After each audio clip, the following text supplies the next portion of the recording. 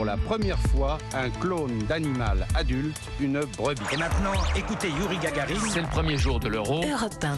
7h24 sur Europe 1, c'est l'heure du jour où votre plongée quotidienne dans la boîte à souvenirs. Bonjour Lord d'Autriche. Bonjour Dimitri, bonjour à tous. Il y a 59 ans, le 16 mai 1962, un arbre est planté à Jérusalem, dans l'allée des Justes, en hommage à Oskar Schindler, cet industriel allemand qui, pendant la Seconde Guerre mondiale, a sauvé plus d'1 millier de Juifs de la déportation. Steven Spielberg va immortaliser son histoire dans un film très célèbre, La liste de Schindler. Oui, Schindler était membre du parti nazi qu'il avait rejoint en 1938 à l'âge de 30 ans. Il va employer des Juifs dans son usine d'ustensiles de cuisine située dans la banlieue de Cracovie en Pologne. Parmi eux, Léopold Page qui témoigne sur Europe 1 en 1993 et se demande encore comment cet homme s'est transformé en héros. Qui peut expliquer en effet pourquoi cet homme qui gagna des millions de marks décida un jour de risquer sa fortune, de risquer sa vie pour sauver des Juifs? Il s'attribua en fait, je pense, une responsabilité morale. Pendant la guerre, Oskar Schindler dépense la fortune accumulée dans ses affaires avec l'armée nazie pour nourrir ses employés, pour soudoyer les SS qui cherchaient à tuer les Juifs. Léopold Page raconte encore comment tout le monde rêvait d'être embauché dans son usine. Je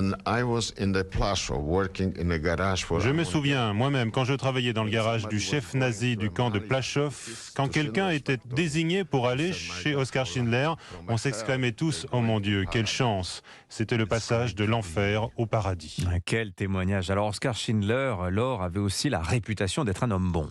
Oui, Ada Forster, elle aussi, a été sauvée d'Auschwitz parce qu'elle était sur la liste de Schindler et elle s'exprime sur Europe 1 en 1997 à l'âge de 76 ans. Quand il pouvait, de temps en temps, il a acheté des brioches et il nous a donné pour nous vraiment adoucir un petit peu la vie. Oui. Vraiment, ça a sorti de lui vraiment un bon cœur. Schindler payait pour protéger les Juifs dans son usine.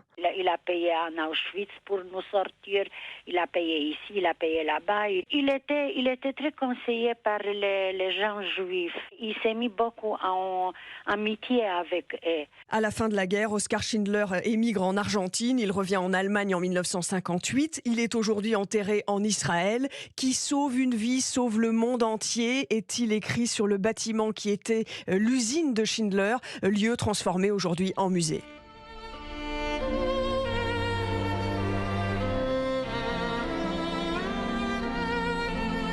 Quelques notes de la bande originale du film La liste de Schindler de Steven Spielberg. Merci beaucoup Lord d'Autriche pour ce bain de mémoire grâce aux archives sonores d'Europe 1.